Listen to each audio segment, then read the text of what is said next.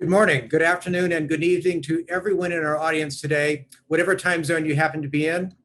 I'm Doug Silliman, president of the Arab Gulf States Institute in Washington, and I'm very happy to welcome you all to today's program, Viennese Waltz. How can the U.S. balance its priorities with Arab Gulf concerns as it engages Iran? We have an excellent panel with us today, so please allow me to introduce them. Thomas Friedman is the three-time Pulitzer Prize-winning reporter and commentator for the New York Times.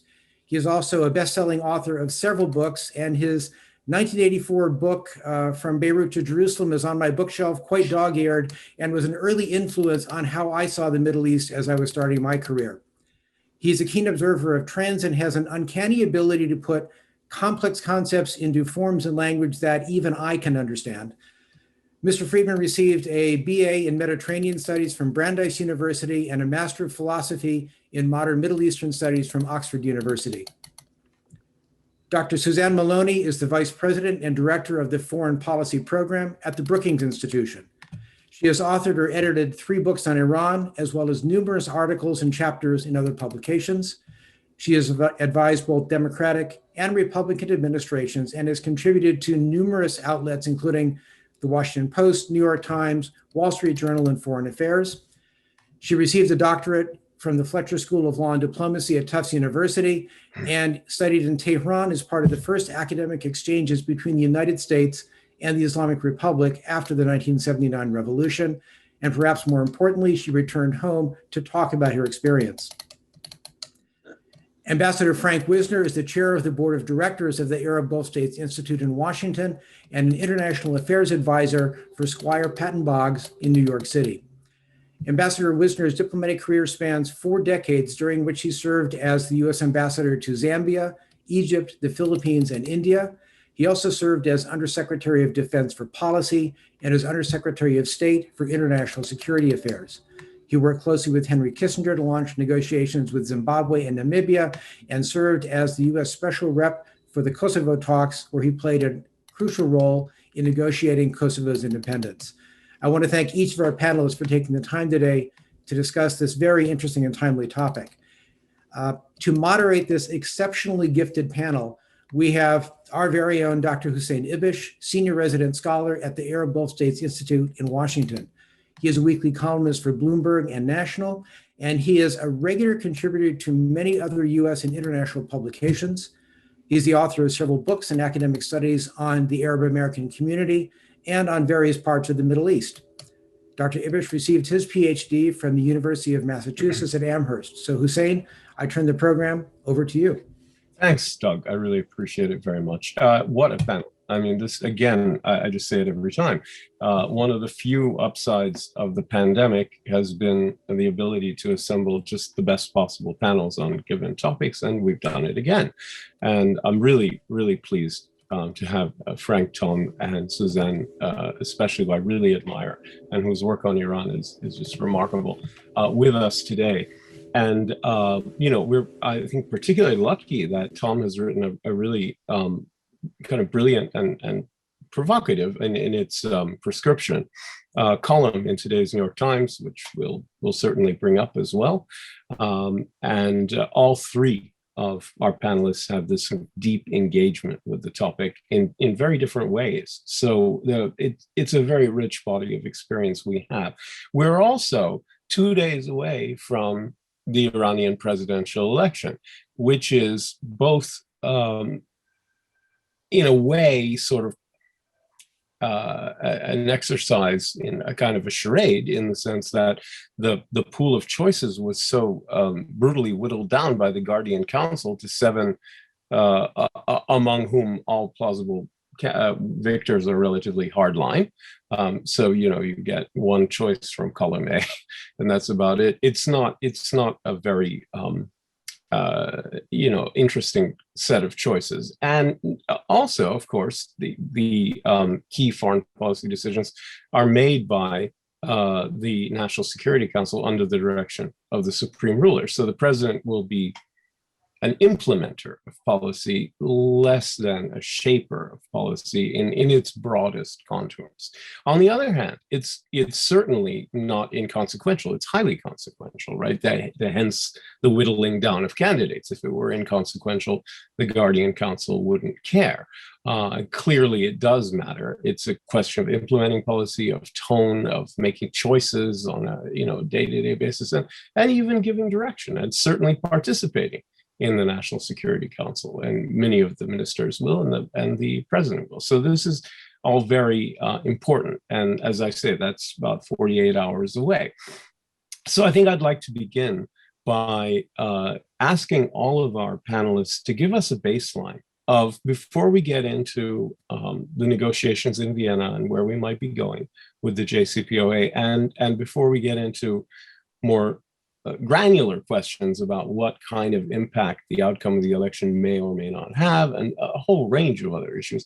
Let's look at the fundamentals of the U.S. Iranian equation, right? We had 4 years of tension following the implementation of the JCPOA in 2015, 2016. We had Trump, and a couple of years of tension, and then maximum pressure versus maximum resistance.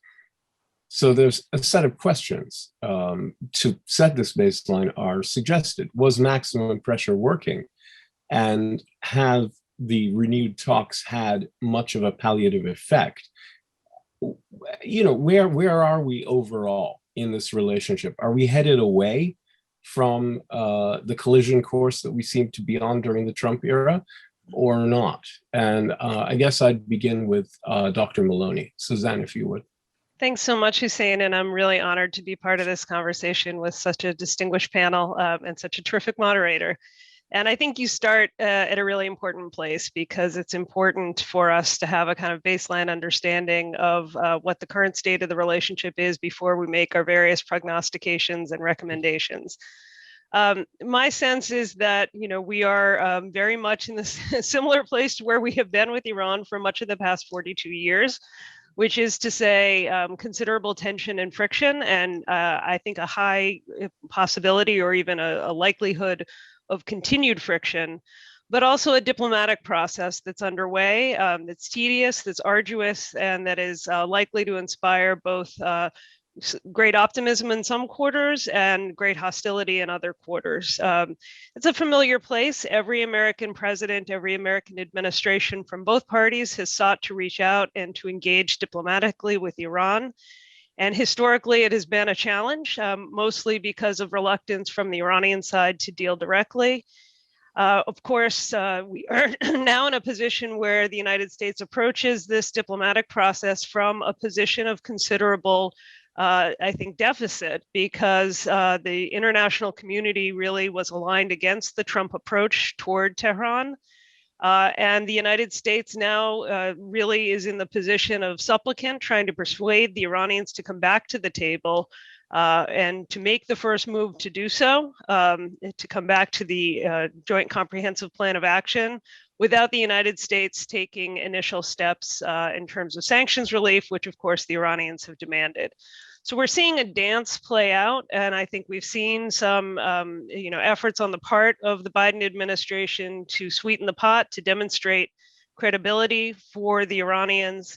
But fundamentally, the nuclear issue continues to be the most urgent aspect of an increasingly complex and dangerous standoff between these two countries, and one that has really elicited a gray zone war between Iran and Israel that has begun to consume the wider region. So the stakes are high. The prospects of a significant breakthrough, I think, are relatively low. But I have some confidence that we'll be able to at least repair the hole that was blown through the nuclear deterrent capability of the JCPOA, even if we're not really going to be able to expect something much more ambitious than that. Same question to you, Ambassador Wisner.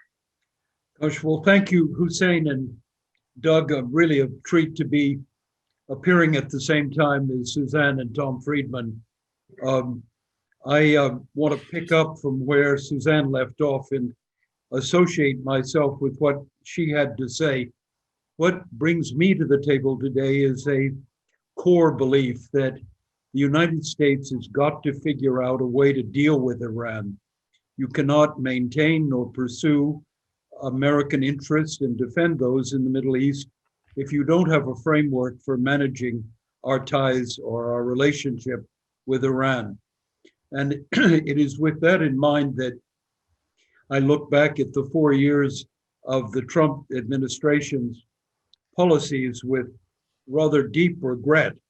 I believe we were on the path to be able to at least establish a floor for managing the relationship at the end of the Obama period.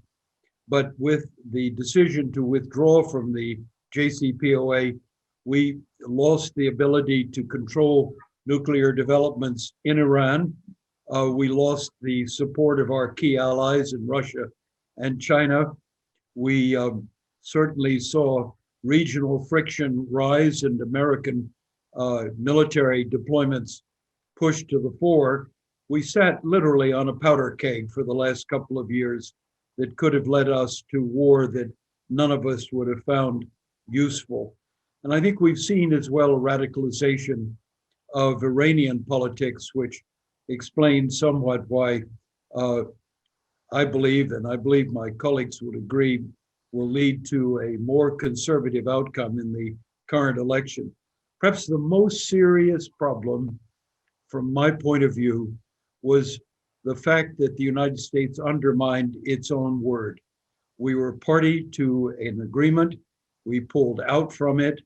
That put us in a very difficult position worldwide. It undermined the concept that the United States is true to its word, and particularly in the field of arms control, that we could be counted on as a steady partner. So now we are where we are. Suzanne described it accurately. We're back in a negotiation to see if we can rejoin the JCPOA. But I'm going to argue whatever the outcome and the exact form this takes, I'm reasonable optimist.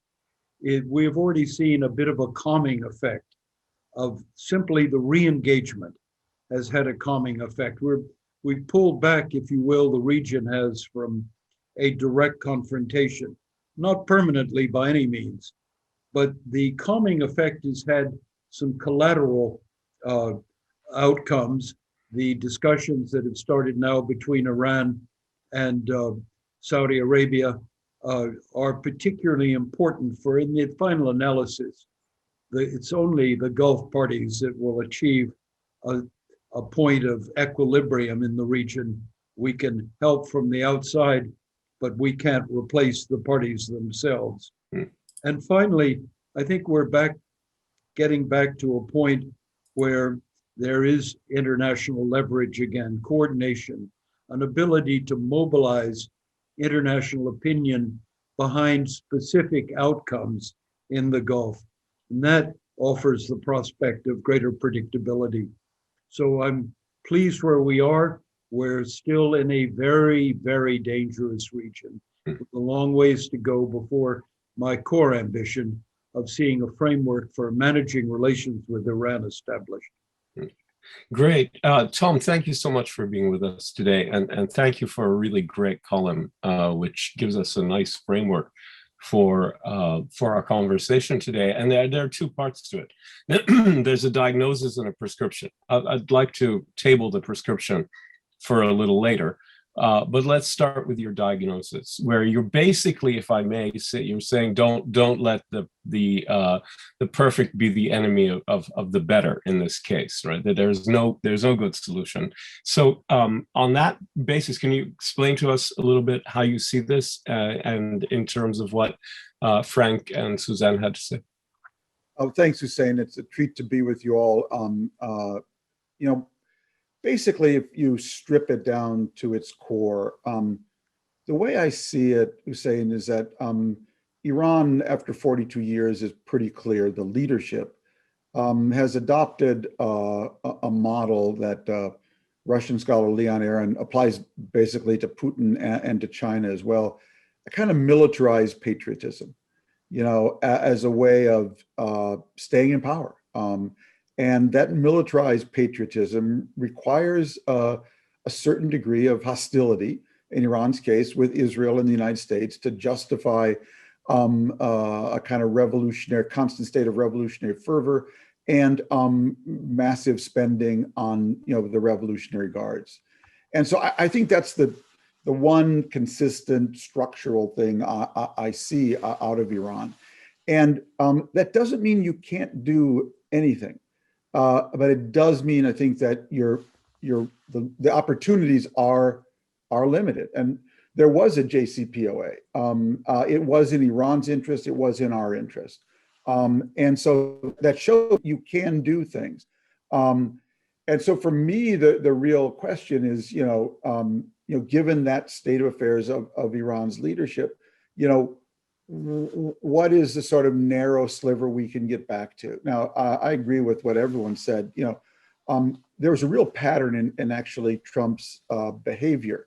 And that is that, he was great at breaking things. I mean, if you need something broken, he was your guy, whether it was, the trade agreement with our Asian partners or the JCPOA.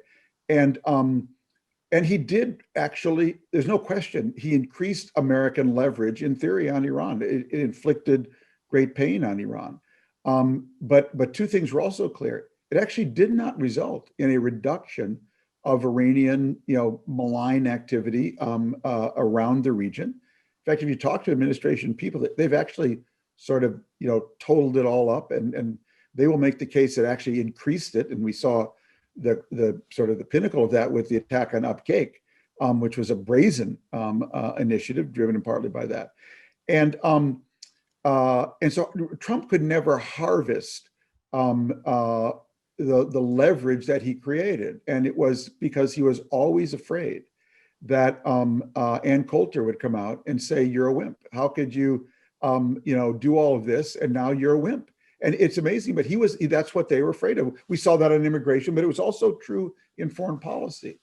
And I actually, believe it or not, had a conversation with Trump about this because I was a supporter of the UAE-Israel deal. And he called me and said, "I can't believe the New York Times lets you write that." Well, I said, "Donald, I can write whatever I want." But more importantly, he said, "Tom, if I'm reelected, I will do a deal with Iran in 10 minutes. I will do a deal with Iran in 10 minutes. Now that's, of course, Trumpian bluster.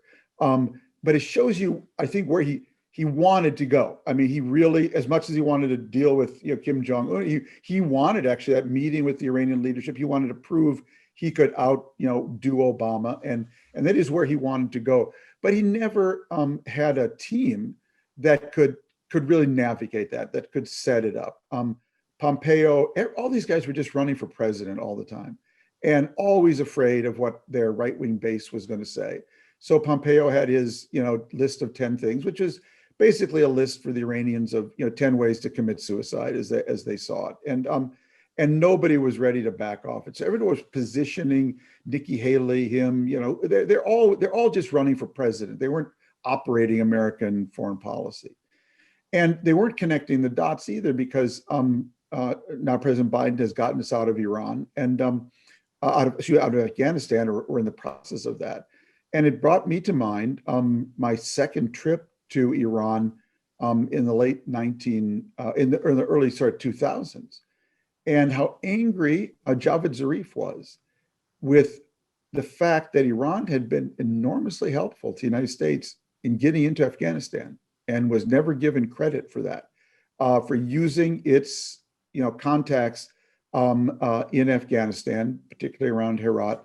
And we couldn't get into Afghanistan stably without Iran. I'm not sure we can get out of Afghanistan and leave stability without Iran. And so I find myself just, as I said at the top of my column, if I sound contradictory, it's because I am. There are multiple pulls and pushes here. But the central thing I think you always got to keep on that core is that this is a regime that after 42 years, it's not misunderstood. The results of the lab test are in. It has adopted a position of militarized patriotism to stay in power. It doesn't mean you can't do anything, but it does mean that I think it's limited in what you can do. And I think just to add one more thing that came up in the column, you can't, whatever you feel about this being justified or not, you cannot exaggerate how concerned and worried the Israelis are about the transfer of both precision-guided missiles to Hezbollah in Lebanon, and now the manufacturing capability. Because basically the Israeli view toward Biden is that, please don't tell us you're going to mothball a strategic weapon, which we see very little chance of Iran using nuclear weapons, in return for giving them money and a basically free hand to proliferate the weapon that they are using and most likely to use against us, which are precision-guided missiles. And for Israel, this is such a key question because in the war with Hezbollah in 2006, Hezbollah had only dumb rockets, right, which meant that they had to fire 20 rockets at one target in hopes of hitting it, and the ranges were limited. With GPS-guided precision rockets, they can fire 20 rockets and hit 20 targets. And since Israel is a very dense country, that's a huge strategic threat. So that's kind of the landscape as I see it right now. That's terrific. And of course, that is very big. There's a very big overlap between that concern and the Gulf Arab concern, because Abqaiq and Khares was kind of the coming out party for Iran's new generation of really effective precision-guided rockets, drones, etc. It was a remarkably successful piece of targeting in terms of intel and especially precision guidance. So, I mean, obviously, I think all of the traditional U.S. partners in the region have that same concern, which I think we'll look at in a little bit more detail a bit later. But I want to come back to the JCPOA for a second and get the sense from all of you, now that we have the baseline, where do you think we are in the conversations in Vienna? I mean, there's reports of progress. It's not hard to imagine a compliance agreement, but there are two issues. Number one, how do you think the talks are going? And number two, and maybe we should break this up, but I'll just throw it out there at first. Maybe we'll come back to it.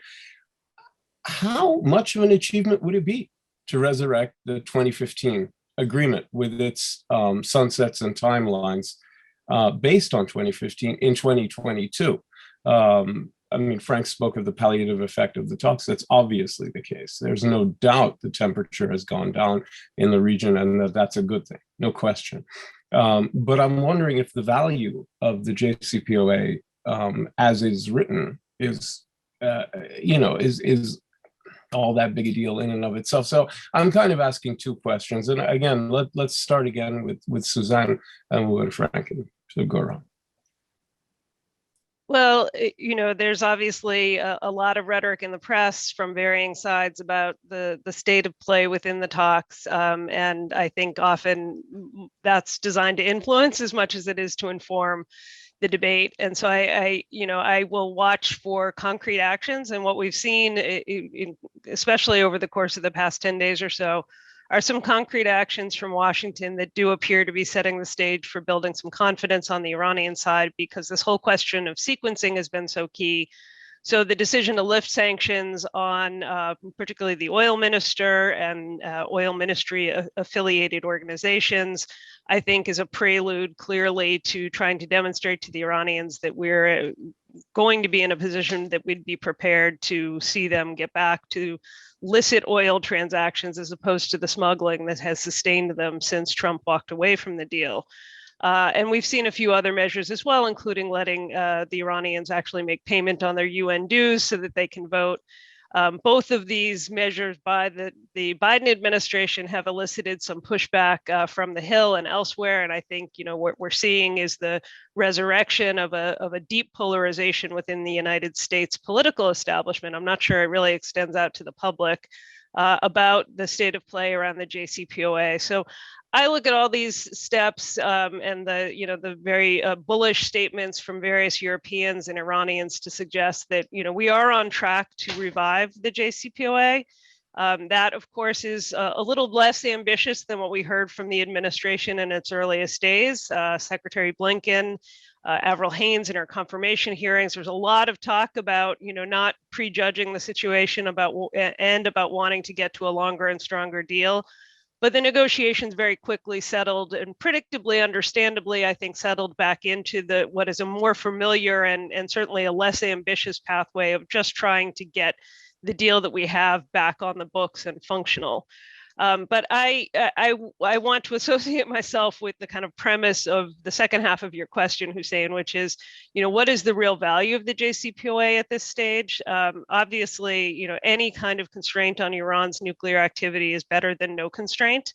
And any kind of access for the International Atomic Energy Agency and the essential transparency into Iran's activities by the international community is a better position than one in which we have lost some or all of that access and transparency.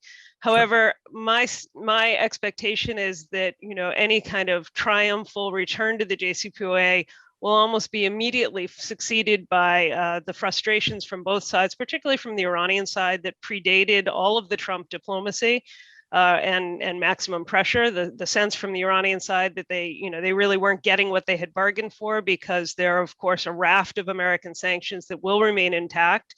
And because the international economic climate is not one that's going to send companies rushing back to Tehran looking to strike gold. There's been a huge shift in energy markets, and Iran is not a particularly attractive economy in terms of foreign investment at this point in time. So that combined with the fact that, the timeline on the restrictions and the sunset clauses is becoming shorter and shorter, that the concerns, legitimate and I think very significant urgent concerns by the Israelis and other neighbors about what Iran is doing across the region are really fundamental. And this is my final point, which is that, whatever happens with the JCPOA, I think, any administration in Washington, particularly this one, is going to have to be able to demonstrate that we can walk and chew gum at the same time.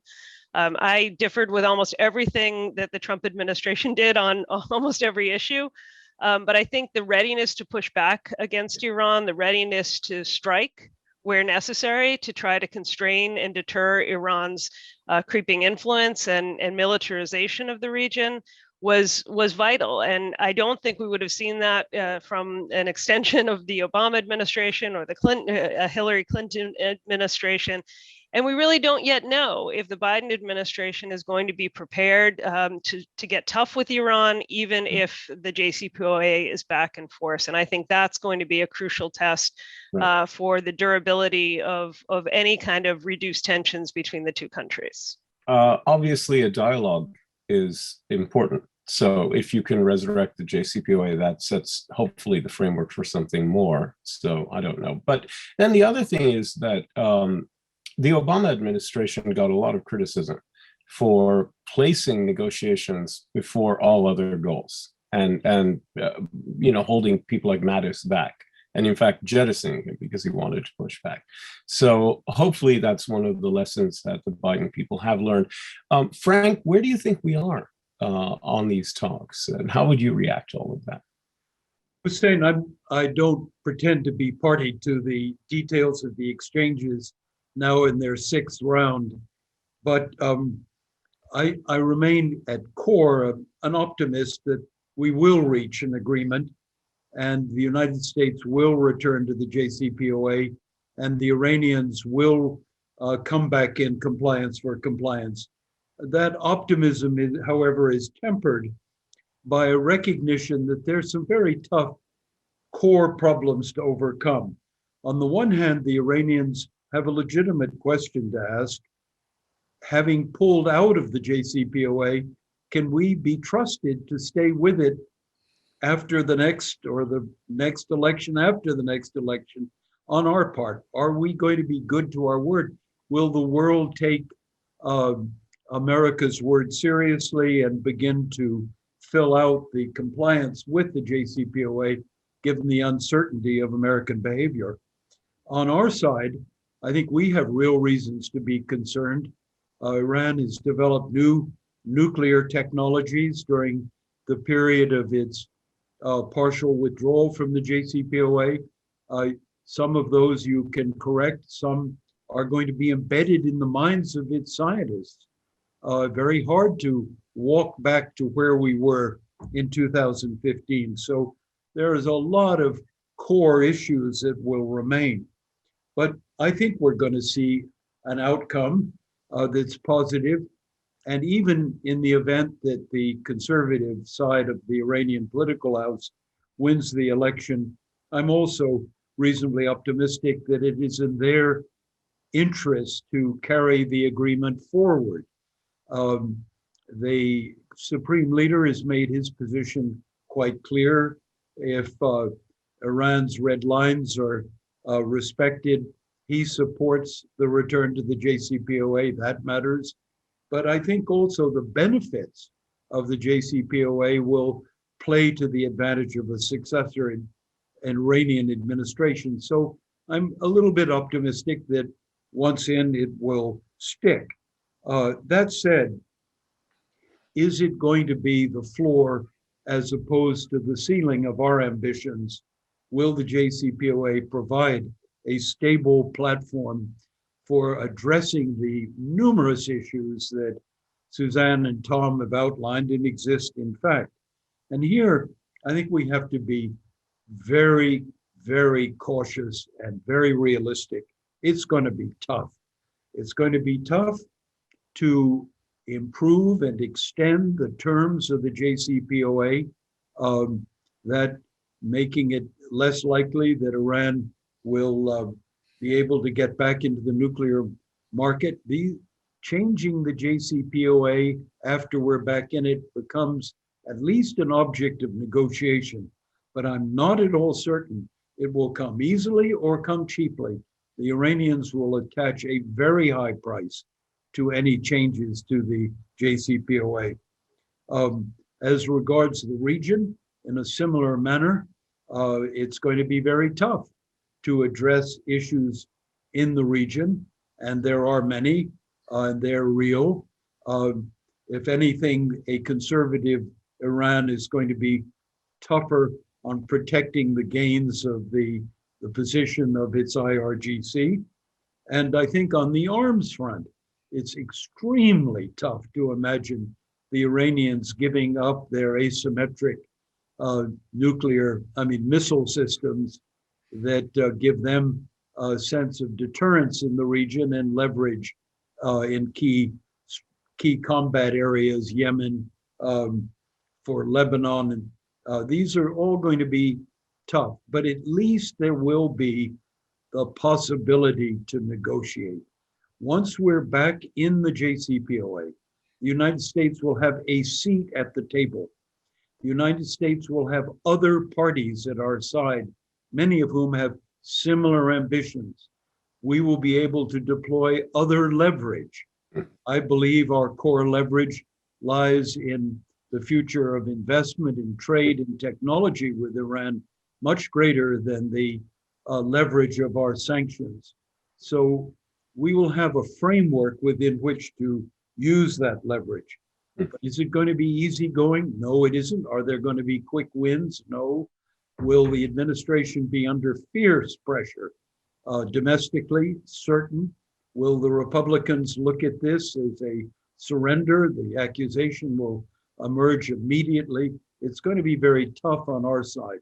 And on the Iranian side, there's going to be an array of American sanctions that aren't addressed by the JCPOA that will cause friction as we continue to move forward. So the path ahead is promising as long as you're cautious and realistic and understand that a lot of diplomacy, it lies ahead of us. But we'll be in a better position than we are in today. Right. Yeah, I had a Twitter exchange yesterday with the head of a right-wing think tank who was trying to tell me that the Biden administration had already provided, that was the word he used, provided millions of dollars to the IRGC, which I thought was at least radical hyperbole, if not, at least simply an indefensible torturing of language. But whatever. The point is, we've already given the store away, according to some people. The other thing I'd like to bolster your point before going back to Tom, Ibrahim Raisi, who is the front runner and most people assume is the likely victor, has done exactly what you said. He's linked the return to the JCPOA with a more strident position on the other aspects of Iran's security posture, saying that he wants to return to the JCPOA, but only a strong government, as he put it in the last debate, can do that. So basically saying he's going to marry a tough position on missiles and the IRGC and the regional rivals with a return to the JCPOA and kind of manage it that way. It's a kind of Nixon to China thing that he's proposing. And it's interesting that the JCPOA becomes a campaign promise for him in a funny way, but it does tie him to whatever people think he means by a strong government. And given his history, I think maybe we know. So Tom, if I could, you've already raised the issue of Iran's neighbors, Israel, Gulf Arab countries. I mean, one thing that doesn't seem to be any formula for bringing their concerns into the picture here in any of the interactions that logically flow out of Vienna. So, I mean, how do you see the U.S. managing that? I think we know how Israel's managing it with low intensity attrition and deterrence and efforts to push Iran back physically, right, in Natanz and in Iraq and Syria and whatnot. But that's a short-term strategy. So, I mean, how do you see these? Is there any way of getting the concerns of the Gulf Arab countries and the Israelis into this process from the United States, or are they just going to have to pursue it in the Gulf diplomatically and in Israeli terms sort of kinetically? Really good question, Hussein. I want to pick up on a lot of the interesting points that Suzanne and Frank have raised. And then we'll go look at the region. So generally speaking, I think the odds of reviving the agreement in its basic form are higher than it's more likely than Iran really needs this agreement. They are hurting financially in a very serious way, even though it hasn't deterred them militarily. But if you flip it over to Washington and your Twitter exchange is just a taste of what is waiting for Biden should he come back with an agreement. Which is why, if I had one wish for them, that, the provisions of the original JCPOA 2015 basically constricted Iran's, ability to develop a nuclear weapon for 15 years. I mean, that was sort of the core of it, and that was 2015. So already 6 years, into that. There's only 9 years left. And I think Biden's chances of getting this approved in Washington would be vastly improved if the clock were to restart. To say now it's going to be 15 years from today, and it's not going to be 9 or 8 years, and that's one thing I would be exploring with them. No one seriously believes in serious follow-on negotiations on these regional issues, on the missile questions, because we'll have no leverage, really, or we'll have very little leverage to do that. And that, to go back to a point Suzanne raised, I think one of the problems right now in reaching an agreement is the Iranians want to get rid of all the sanctions. I mean, they want to go back to their public and say, we got rid of all the sanctions. Yet we have so many. There's such a web of sanctions around Iran related to nuclear program and other things. That I think that's one of the real problems in the talks, that they just unraveling this web of sanctions. Because the Iranians have a problem if they say, well, we went back into the deal, but you and you are still under sanction. And so I think that presents a real domestic challenge for them. I think Suzanne also raised a very important point, and it's a strategic doctrine that I call out crazy. So Iran has always believed that Iran and Hezbollah always believed that they could out crazy their enemies. And Trump is the first American president they weren't quite sure they could out crazy. Out crazy is a central strategic doctrine in the Middle East. And Hamas vis-a-vis Israel, Hezbollah vis-a-vis Israel, I'll put it bluntly, the Israelis are still there because they actually will not let anyone out crazy them. And even if it means, being hauled before the world court. And I think the Iranians understood that this guy, Trump, may not be able to be out crazied as well. And so it's a weakness of Democrats, basically, in pursuing foreign policy that no one seriously believes that they can't be out crazy. And I know this isn't pleasant to talk about, but it's the real situation, folks. This is not a knitting circle out there. These are really hard people, and so I think that's very, very important. Iran's foreign policy. When the Trump administration assassinated Soleimani, I wrote a column a few days later, and the lead of which was that America just assassinated the dumbest man in Iran. And why did I say that? Because what was Soleimani's business model? His business model was basically to hire Arab Shiites to fight with and kill Arab Sunnis. That was his business model, in order to ensure that Lebanon, Syria, Iraq, and Yemen remained failed or failing weak states that could never produce any kind of pluralistic, multi-sectarian democracy that would be a challenge to Iran's wilayat al-faqih, authoritarianism. And I think just a disastrous model. It ensures that you have weak and failing states around you. And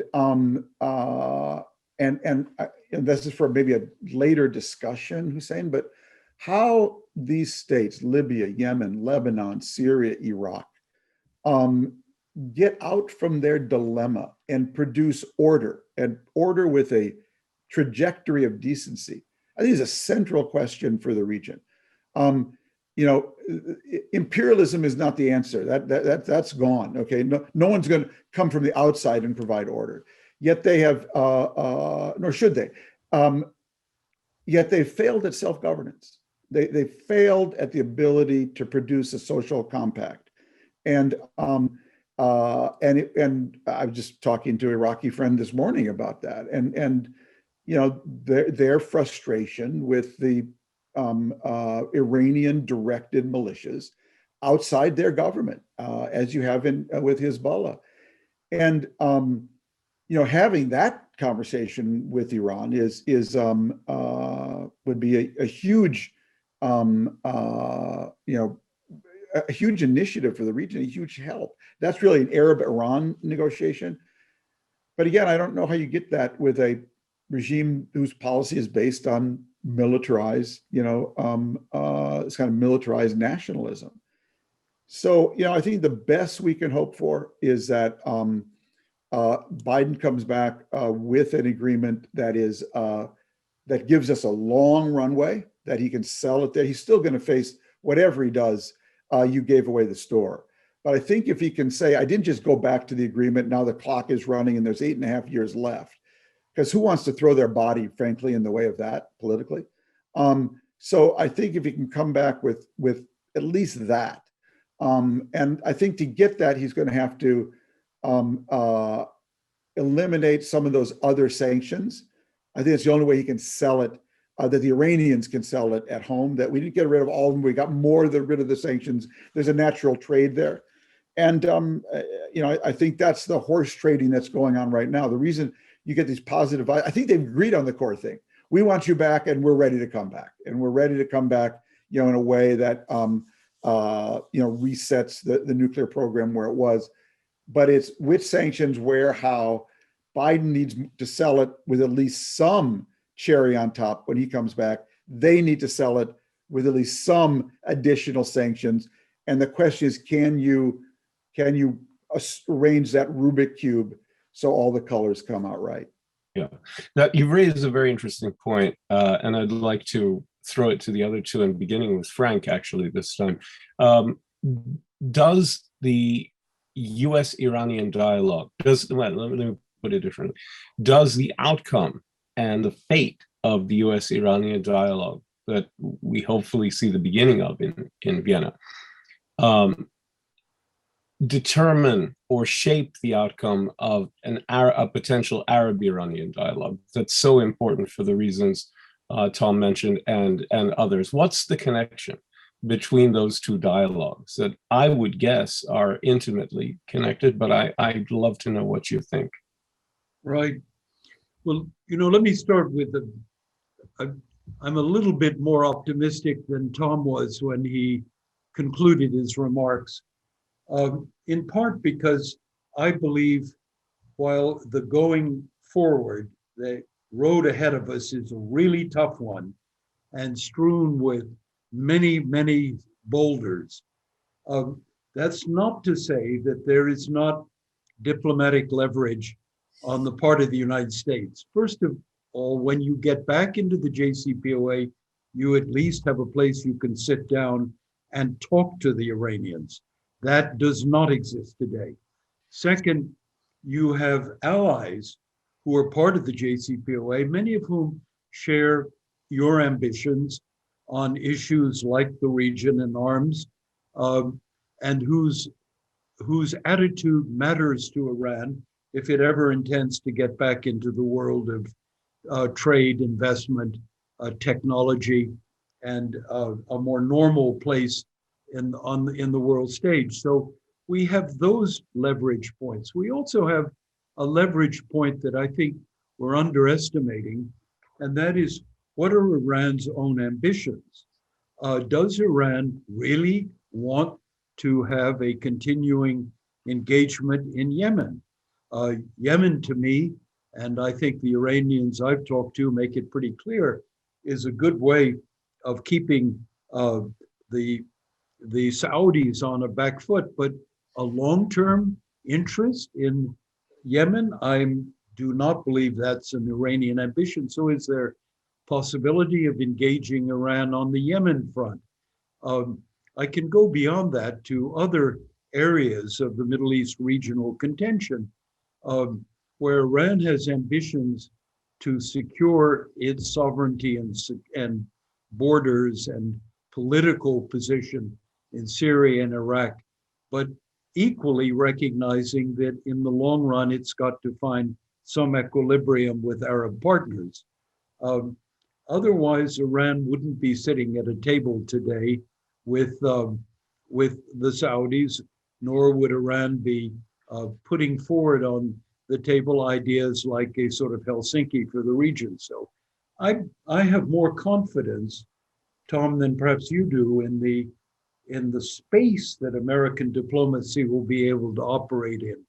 And I believe also the effect of sanctions in the past have been really to incite the Iranians to push back, as opposed to give us real leverage to go forward. So I'm less of a total pessimist about the future. Now, how do you bring the Arabs into the equation? I think the right way to do it is to try to create and aim to create international fora, either bilateral between Arabs and Iranians, with us making it very clear that we have the Arab back, to be able to use the instrumentalities of the Secretary General to create regional discussions. There are ways in which we can then indicate our support for Arab positions as they seek to find equilibrium with the Iranians. And then we have our own direct approaches. Israel, it's going to be tougher. To me, it remains inexplicable. Tom put his finger on part of it when he said that Iran needs Israel to continue to mobilize a nation on a militaristic and nationalistic basis. But I think there's more than that. There's also a deeply held view on the part of the clerical regime that Israel is an enemy. And that's hard to shake out. But is Iran forever implacably opposed? Are there ways, as the situation is addressed and moves forward, in which at least live and let live arrangements can be hinted at, exchanged? I'm not entirely discouraged, but I do believe that it's going to take two parties to play. You cannot be on Israel's side continuously aggressive at the level that Israel is now operating, and Iran operating in reverse and be able to make any progress. There's going to have to be a ratcheting down of the tension. No doubt about that. Sorry, do you want to?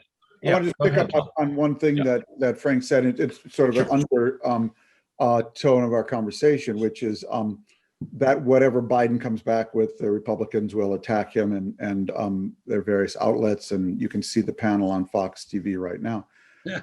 That said, I would point to Biden's decision to withdraw from Afghanistan, and I would say, from a news person's point of view, that was about a 3-day story. It was 3 days on Fox.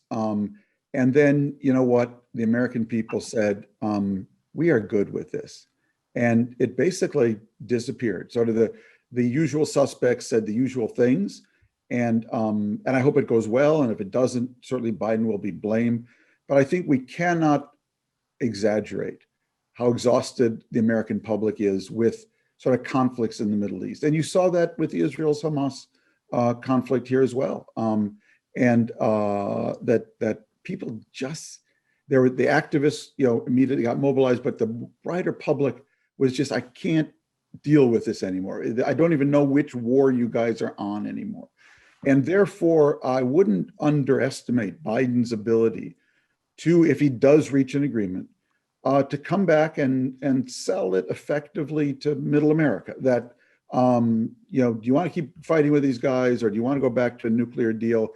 And after 3 days on Fox, I think he will have room for maneuver with any kind of rational deal. Yeah, that makes a lot of sense to me. I think you would sell people on that fairly effectively.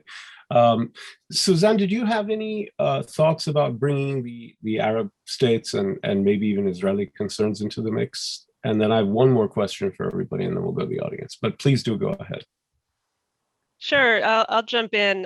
I guess the first point is I never fully understood the depth of the sense of resentment, particularly from Gulf Arabs toward the JCPOA process, because it was, the negotiations themselves had been many years in the making. The decision to essentially forge this P5+1 negotiating framework that would be solely focused on the nuclear issue was one that was not taken by Obama. It was taken by President Bush in 2006 and Condoleezza Rice, then Secretary of State. And so, there was really no mystery about what the United States was doing. What I think took the region by surprise was the extent of the covert talks and the key concession that was made preemptively before opening back up to the wider negotiations on a unilateral basis from the United States, that this would be an agreement that was not predicated upon what had been a demand from the International Atomic Energy that Iran suspend its enrichment of uranium. And so that concession, I think, was the kind of poison pill, both for Israelis and many across the region, because what it seemed to precede or foreshadow was not just a kind of, sort of realistic bargain on the nuclear deal, but something that was really aimed at giving Iran some freedom of maneuver, and that could have suggested a relationship that was not really just problem solving, but in fact some kind of a rapprochement. And I think that was the fundamental concern of many across the region. Yeah. And in many respects, nowadays that fear is really very unrealistic. I think no one anticipates, and no one can even realistically make the case on Fox that an attempt to revive a very much battered nuclear agreement will really create the grounds for some kind of a holistic improvement in U.S.-Iran relations. There's just been too much tension, too much bloodshed, and too much threatening behavior on all sides over the course of the past few years. And we can see, of course, that the Israelis are very effective in their own pushback, both within Iran in terms of some of the covert actions that they've undertaken, but also across the region in Syria and Lebanon and elsewhere. I'm sorry. No, please. Well, I was going to say it sort of got tested, right, in the final year of the Obama administration when the JCPOA was there and in full effect, and there was an effort to engage the Iranians, and they weren't interested in talking about anything more and said they wouldn't and were not more cooperative. So it appears that was the limit at that point. So there can always be a change of mind, but under the current circumstances, exactly what you said was in fact tested a few years ago and was not on the table. Well, yes, and I think the other point I just wanted to insert into the conversation is that what we've seen in the past few months, and perhaps for slightly longer behind the scenes, is a reversion to the mean, which is to say that the Saudis and the Iranians are engaged in a quiet dialogue facilitated by third country encouragement and participation. And that's always been the case, really. It was a kind of deviation from the norm, and I think one that was really predicated by the change in the nature of the Saudi leadership with the advent and emergence of MBS and a much more aggressive approach by the Saudis toward the region that prompted a series of events on both sides, including some developments within Iran, the sacking of the Saudi embassy, that breached what had always been a readiness on both sides to facilitate, to receive quiet emissaries from very senior leadership. That took place throughout the Iran-Iraq war, even as the Saudis were funding the war effort by Saddam Hussein. That took place at other low moments in the broader bilateral relationship between the two countries. And so I think, it's a healthy dialogue. It's a healthy return to the norm. And I'm not sure that the United States really has a particularly central role to play in facilitating a modus vivendi between the two countries, because what it's based on is a realistic assessment from both Tehran, I think, and Riyadh, that they can't get rid of one another, and they're going to have to find some way to live within the same region. And except for the pandemic, the Hajj is always right at the beginning of any. It's an inevitable conversation, pretty much, and so you're always going to talk about the Hajj every year. So it's a great bellwether where things are. I have one more question for everybody, and then we'll go to the audience, and I'll begin with Frank this time. What about Iran's relative friends, Russia and China? In the P5+1 and in the international stage, where do they fit into all of this? I can't resist just commenting for a second on what Suzanne had to say, because it goes to the heart of where the United States can play a role in advancing a dialogue between the Arabs and the Iranians. We're not going to be the intermediary. Suzanne, I absolutely agree with you, but there are attitudes, support that we can indicate, and it has to be clear and consistent. The reason Arabs lost confidence in the United States at the end of the Obama period was in part for the reasons you cited, but also we got ourselves in the habit of giving the Gulf Arabs lots of lectures about what their internal governance should be. That it was time for the Gulf Arabs to smell the coffee and begin to make changes. Those words actually came directly from the president, and they were seen as a threat to Arab nations. So going forward, threat to the governance of Arab Gulf nations. So going forward, I think if we're careful and don't show a bias or a partisanship about internal rule, I think we've got a starting point to be able to reassure the Gulf Arabs, to maintain our military deployments, and a basis on which to encourage them to be forthcoming and find ways to achieve the modus vivendi that we all know will serve ours and the region's interests. As to Russia and China, if I go back over the last several years and look at the major strategic changes in the region and look at American interests, I've got to say to myself, our decision to withdraw from the JCPOA absolutely stimulated an alignment of Iranian, Russian, and Chinese interests. And that is to our detriment. It started with Russia. The Iranians had some common interest in Syria. The Iranians needed cover in the Security Council. And once you could get past the restrictions on arms sales, Russia could once again equip Iran with much of the military hardware that Iran's armed forces believe they need in order to provide the level of defense they have in mind. China stepped in with an economic offer. And now we've seen the deepening of economic ties between the two. Virtually every Iranian ministry has been instructed to find projects that the Chinese can participate in. China is going to be, once again, Iran's, or is right now, Iran's principal oil purchaser. Nothing we can do about that. So the Chinese, the economic presence of China has given them political traction. China plus Russia has given Iran a sense that it can stand up to the United States and our European allies. And so I think strategically, our overall position has been weakened. And we're only going to be able to proceed by making it clear that Iran has other options, appealing to that very nationalist sense that Iran wants to preserve strategic autonomy. And that's going to take some time to build. Great.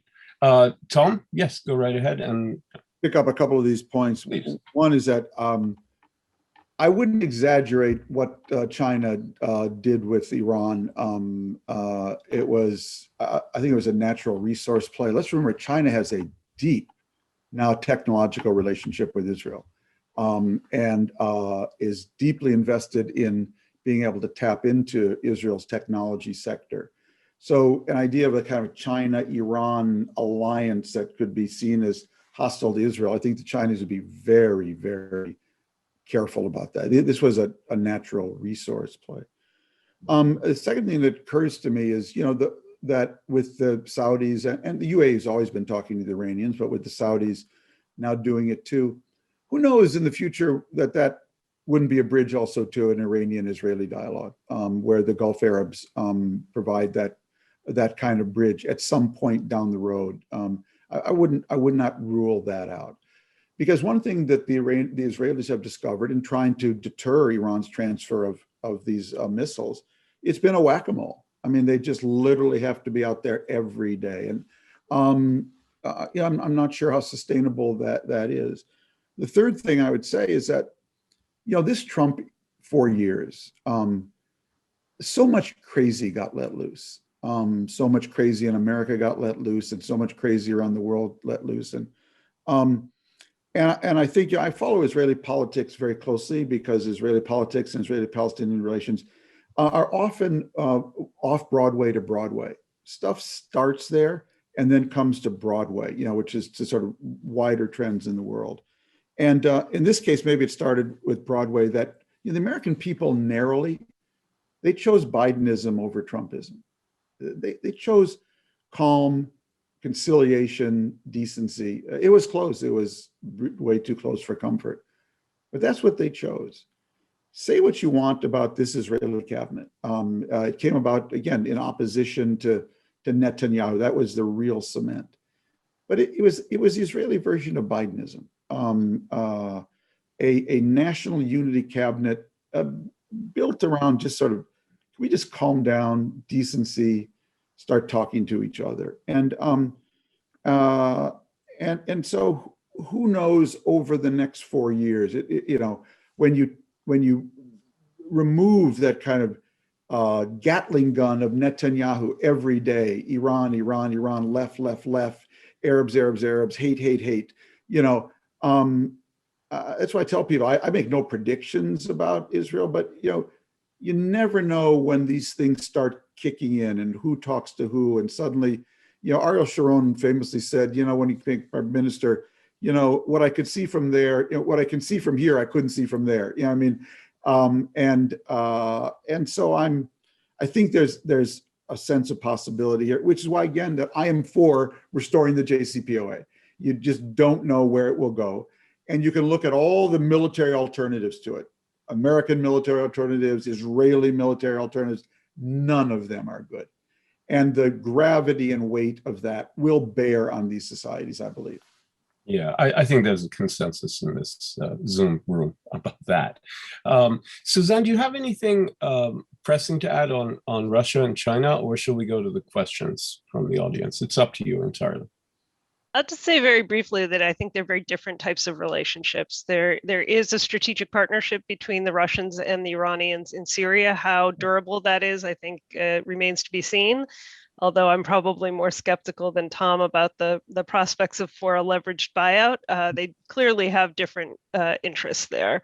With the Chinese, it's primarily an economic relationship, and the Iranians, in both cases, I think, recognize the limitations of the utility of those types of relationships, that in neither case does a limited strategic partnership or an economic onslaught, really, from the Chinese on the Iranian economy produce the kind of strategic boost for Iran that the Iranians would get from a more normalized relationship with the broader international community and with the United States and Europe in particular. So even as Iranian politics have become consolidated in a more conservative hardline fashion, I think there's a kind of pragmatic recognition that they need business with the world, and business with the world requires swift transaction capability and requires a better relationship with Europe. And so one of the I think driving forces for their own return to the JCPOA is the ability to do business with Europe and with the rest of the world. And they do need it badly. So there's leverage there for sure. All right, let's begin with questions, which are being asked through the Q&A function. I'll begin with one from Ambassador Salim, our esteemed leader. He wants to know, under what circumstances might Iran discuss missiles, drones, and support for proxies, these outstanding issues? I mean, what does it take to get there? Any of you or all of you want to discuss that? Frank, you're leaning forward. I'm happy to take a crack at it. Please do. I think we have to be extremely cautious in any assumption that Iran will be ready to discuss missiles, drones, cruise missiles.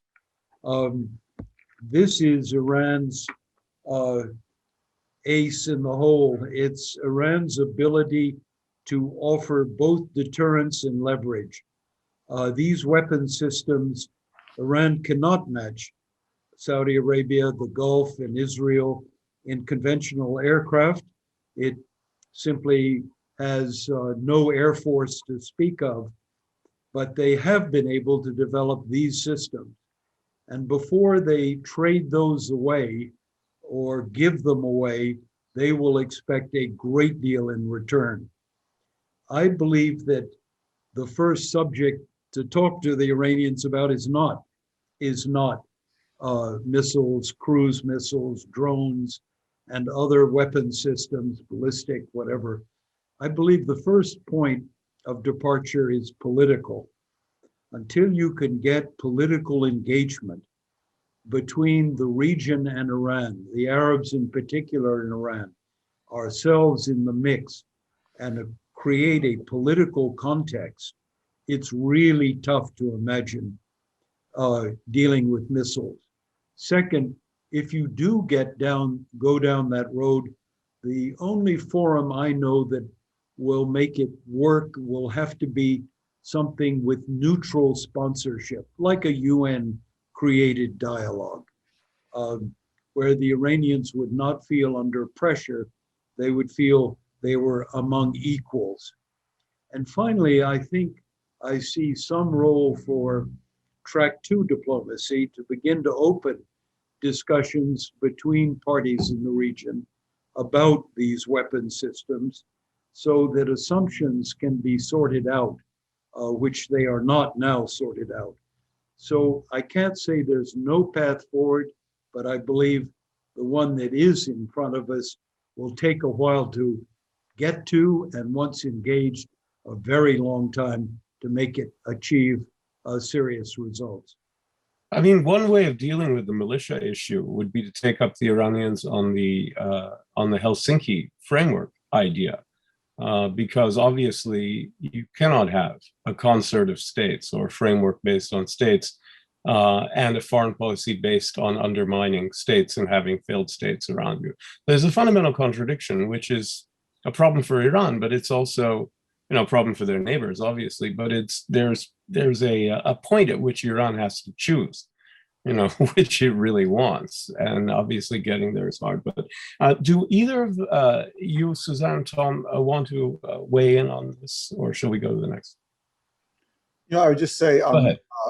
one thing that I'm was not optimistic about a leveraged buyout of the Iranians in Syria. Just put that idea out there, but very interesting. The idea, I will confess, did not originate with me, and there were interested parties wanting to see that idea surface, which suggests to me, an awareness that there are limits to the military options here. I mean, I do think it's clear that one of the reasons why Gulf countries like the UAE and increasingly maybe even Saudi Arabia are re-engaging with the government in Syria is to look for ways of working with Turkey and Russia and possibly al-Assad holding their nose to make sure that Iran and Hezbollah are not the big winners in the Syrian war. And that just makes sense. I mean, it's distasteful. And it's the way things are. So, Suzanne, did you want to weigh in on this? Well, I think the final remark you made about the Iranians having to choose at some point between a Helsinki model and a militia model.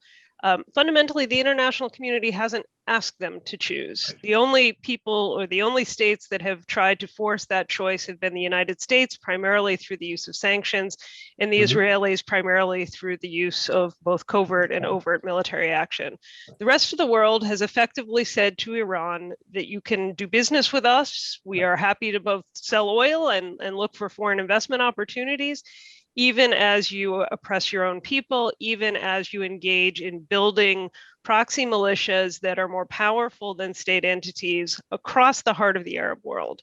And I think that's really what the Biden administration's focus ought to be, not on a sort of hypothetical and very ambitious broader set of negotiations with Iran, but really fashioning the same kind of coalition approach that brought us over many years and considerable effort to a successful conclusion on nuclear diplomacy, fashioning that same kind of coalition approach to put pressure on Iran to force this choice for the Iranian regime around its broader activities or across the region.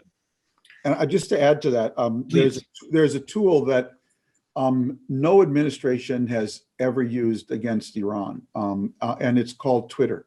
What I mean is this: Trump was always busy tweeting, but why wasn't he tweeting, "Hey, Supreme Leader, which Arab country did you occupy today? Hey, Supreme Leader, how many Muslims have you occupied today? Hey, Supreme Leader, how many Muslims did you kill in Syria today?" Saudi Arabia has earned enormous condemnation for Khashoggi and other behavior. Totally justified and fair. Iran gets a free pass.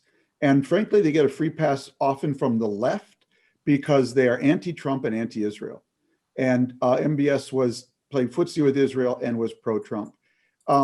If you, I haven't done it, but I'm absolutely certain if you quantified, the condemnation of Saudi Arabia for any number of things, all merited, and compare it to Iran's behavior, its treatment of its own people.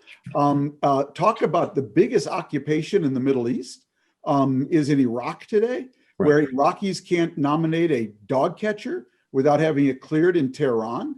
And we have never used that public diplomacy. And I can tell you, the Iranians do not like it. They don't like being called out that way. So I think it's another arrow in our quiver, which has not been used.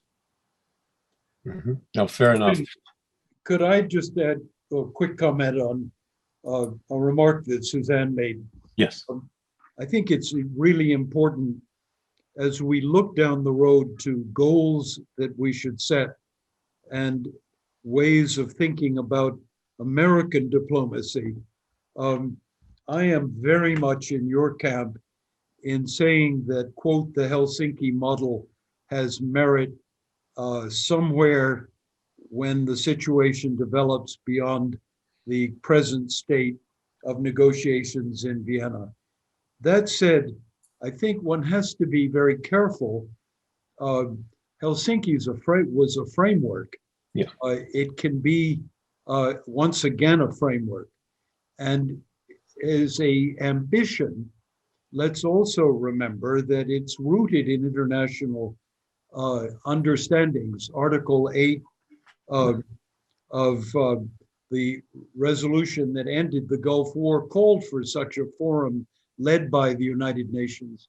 The Iranians have come before the UN with expressions of regional diplomatic engagement. I think they gave it some name like the Hormuz Declaration. That was ideas out there as a framework. And I think that's where we want to kind of get to. And the Iranians have headed themselves in that direction. So what we've got to see is sufficient confidence on the Arab side to feel they can enter a framework of discussion with the Iranians where they feel protected and sovereign equals. Right. Here, the United States has a huge role it can play by giving them the confidence they need to enter into such an outcome. Their confidence has improved a bit in over the past 2 or 3 years, in the sense that until 2 or 3 years ago, and this was Trump, they had perceived an relatively unbroken string of Iranian victories from 2003 on. And there was this sense of Iran as this unstoppable behemoth. And that's not the sense anymore. There have been a lot of setbacks, a lot of difficulties, not just economic, but in Iraq and even increasingly in Syria. So their level of confidence has increased a bit, which is a big help in these negotiations.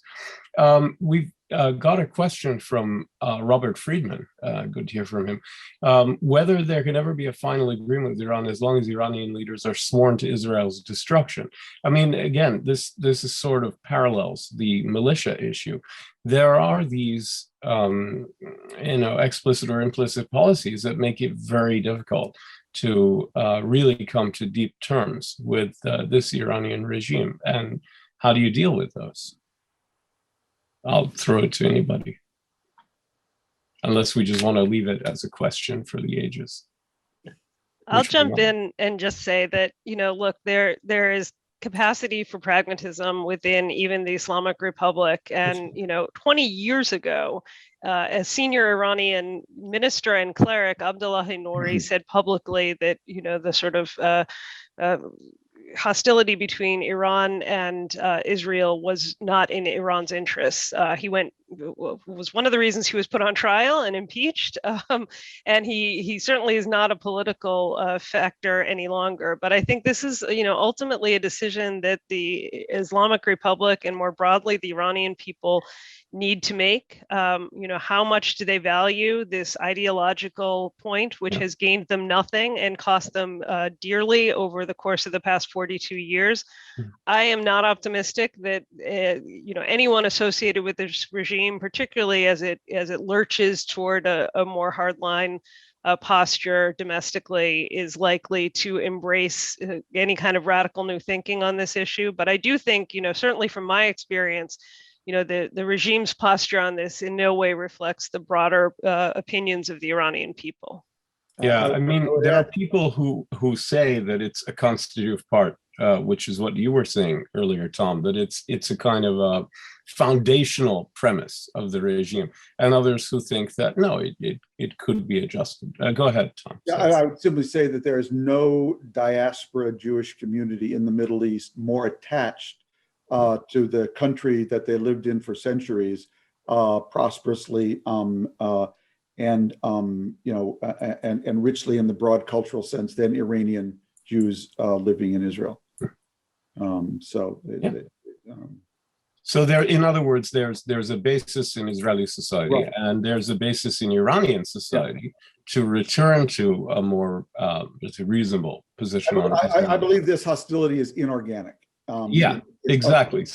Contrived. So is it hardwired into this regime or not? I have no idea. I hear people who are really experts saying both things. So I don't guess that. It's hard to imagine anything being that hardwired among human beings. Human beings generally are pretty adaptable, but anyway, let's go on to the next question, which is there any way to assure, and this goes to a really important point that Frank was making, is there any way for the United States to do anything to reassure the Iranians that they won't, if they make another agreement to return compliance for compliance, they won't be right back in the situation they found themselves in, and then be back in Vienna after that? I mean, when does the merry-go-round stop? Is there any way to assure them in the near future that this is not a kind of endless shell game? Well, I think that's a very important question, and it doesn't just stop at Iran's water's edge. It affects a global view of the United States. Can the United States be relied on, given our constitutional system and our terribly badly divided polity? Can we be relied on to be the consistent power that the world came to know us over previous decades?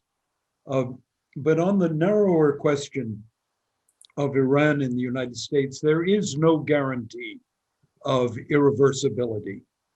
Oh, there are technical fixes you can imagine that you have built into the agreement, a certain number of months between declaring a material breach and actually giving companies time to adapt. But those are not really significant. What is the only way I would advise Iranians to look at this question of trust and confidence is to get on with it. In other words, get yourself back into compliance with the JCPOA, get the United States back into compliance with the JCPOA, and then begin to do things. And if you can actually begin to reshape the view of the situation that is now so deeply held in a hostile manner in this country, then the odds that a successor administration is going to want to unwind the JCPOA begins to diminish. But another of our audience, I just can't tell you there isn't a way you can write an agreement given our Constitution that is irreversible.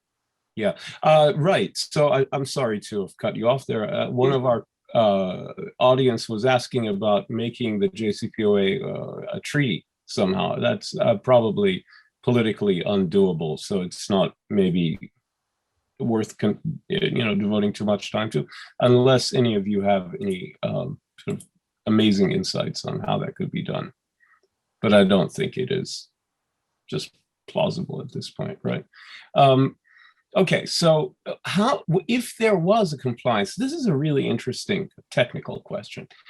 In the event of an agreement to return compliance for compliance and an understanding of what that would constitute, how long would it take to implement it? I mean, is this sort of,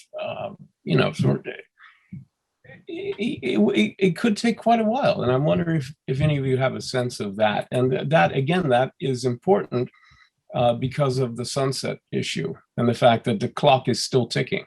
It began in 2015 and it's still ticking away. I would just note this has been a subject of some debate, obviously, in the public scrutiny over the talks underway.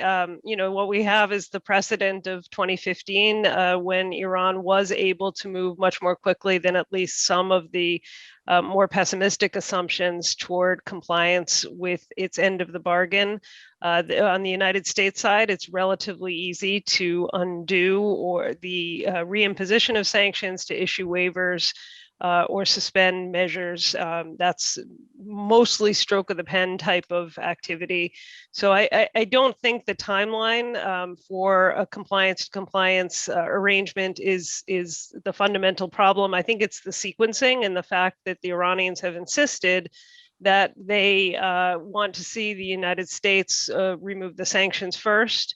And it's also the timeline for the later steps in the deal, both the Iranian the expectation of the original agreement that the Iranians would ratify the additional protocol of the international of the non-proliferation treaty, and that the United States would go beyond just suspensions and waivers, but actually rescind the measures. None of that is realistic, I think, in anything like the original timetable that the deal envisaged. And so we are dealing with some both sequencing and broader timeline challenges here. Great. Anybody else? Okay. So what about the role of a mediator? At some point, could we have this P5+1 plus Iran framework. Is there a role for a third party that's not a member of the P5+1, nor, sort of coming from the outside, if I may put it that way, a seventh party to kind of negotiate, I guess the eighth party, excuse me. Hussein, negotiate what? Are we talking about the JCPOA or broader issues of regions and weapons? So I think here we're talking about the JCPOA. It was not clear from the questioner's answer. We could talk, let's begin with the JCPOA. But presumably, let me put it this way, presumably if you did have a successful compliance for compliance understanding on the JCPOA, you wouldn't need a negotiator. You'd have a dialogue. You wouldn't need an arbiter, right? Hopefully. Well, a quick answer. I don't think you need a third party. You've already got enough parties in Vienna. It's already complicated enough trying to bring the Iranians, the European Union, the European parties, the Russians, the Chinese together and transmit a coherent set of ideas to the Americans, and in reverse get them back to the Iranians. There are plenty of players, and I wouldn't recommend trying to add yet one more, particularly given the fact that we're in the sixth round of these talks, and one should hope that they can be brought to a conclusion. Once there is an agreement, many of its features will be subject to monitoring by a third actor. That's the IAEA. The IAEA, right. And it will play a crucial role in verification and satisfying parties that the nuclear terms of the agreement are being respected. Excellent. Well, we're coming to the end of our time here, but I would like to go out with a really interesting question, which is, when and how can we expect direct talks between the United States and Iran, either bilaterally or within the P5+1 framework, because we don't have that right now. And if you could just talk about the whole issue of more direct dialogue, and any of you that wants to begin, I'd be happy to hear from you.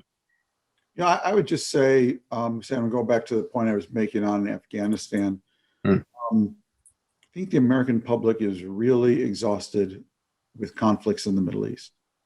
And if Joe Biden announced tomorrow that he was going to have, Tony Blinken was going to have direct talks with Javad Zarif, again, 3 days of Fox, we'll hear Pompeo for 3 days on Fox, and the American public would be really good with that. Yeah. I think anything that reduces tensions, I'd be good with it. Yeah, sure. I don't have any illusions about how much it could produce, but talking is better than fighting, and you never know where it's going to lead. Absolutely. Suzanne, do you have any thoughts on that? I don't think that there's any real obstacle from our side to direct talks with Iran. It's the Iranians who have been unwilling to grant that prerogative as a measure of their own, frustration over the maximum pressure approach, and the fact that Biden didn't simply wave a magic wand and undo it once he took office. I do think that we ought to recognize that this isn't 2015 any longer, and Yeah. This Secretary of State doesn't have the luxury of holing up in a hotel in Europe for 5 or 6 weeks of direct negotiations with his Iranian counterpart. This is still a very urgent issue, but we've got a host of other challenges that Secretary Blinken is likely to need to focus on. And so I think, sort of dispatching Rob Malley, who's a very experienced and knowledgeable envoy on this issue, has been the right level of dialogue. And I hope that, one of these days he'll get a public meeting with some of his Iranian counterparts. The last point I wanted to make is that I do hope that there will be early progress, even as we're trying to make progress on the JCPOA around the issue of dual national and foreign national detainees in Iran. These cases are just heartbreaking and egregious. Siamak Namazi, Imad Balki, a number of others who've been held in many cases for years under just horrific circumstances and purely as bait for these negotiations. I think that should be an absolute condition for any other progress between the two countries. Okay, so Frank, if you could address the issue of bilateral talks, and does it get any easier in a post-Rouhani era with a presumably more hardline president? Well, I think Tom and Suzanne have put their finger on what lies ahead of us. Get back inside the JCPOA, and that changes the dynamic. The first step is the Joint Commission of the JCPOA. The United States will then be in the room with Iran and able to communicate directly. And the Iranians have already made it clear, and it will not change with the new regime, that once there is a legitimate framework, we can start talking. Then I can easily assume that between our UN ambassadors, there will be further talk. Issues that need to be addressed, those who are imprisoned unjustly in Iran will be a very high issue on the agenda, and the Iranians have a list of Iranians who are imprisoned in this country and elsewhere. And there's scope that can operate outside the JCPOA and should be matters of priority. But I think Suzanne put her finger on it. It isn't going to be Tony Blinken and Jawad Zarif or his successor, but it's going to be handled at a different level. And I'm very confident that the team that's currently managing the negotiations have many of the skills that will be necessary to actually effectuate a dialogue. Okay, great. Well, if any of the three of you have final thoughts, now would be a good time to make them. I think you all made great points. It's been fantastic. But do you have anyone has any wrapping up closing remarks? Please go ahead. If not, let me know, and we'll close out. A great discussion, Hussein. Thanks for Thank you very much. This has been terrific. So to close us out, we are rejoined by the president of AGSIW, Ambassador Douglas Sitting. Thank you, Hussein. And I want to thank all three of our panelists today, Suzanne Maloney, Thomas Friedman, and Frank Wisner, for an illuminating, controversial, and in many ways, a pragmatic discussion of the way forward on the discussions with Iran and how it might be possible to bring in the views of Iran and the Gulf partners of the United States during this process. I really hate to stop this conversation. but I think time has ended. I also want to thank the audience members for coming along on this journey with us. I'll remind you that we have recorded this session, so if you want to review it or show it to your friends, it'll be up tomorrow on AGSIW's website, www.agsiw.org, where you will also find recordings of most of our previous programs, a lot of very good written material. And tomorrow, we will have a discussion with the senior official of the Emirati government about the Emirates' approach to climate change, the environment, and their bid to host the Conference of the Parties of the Paris Accord 28th meeting in 2023. So stay tuned for that. Thank you all for attending. Thank you to our speakers, and have a good morning, afternoon, or evening.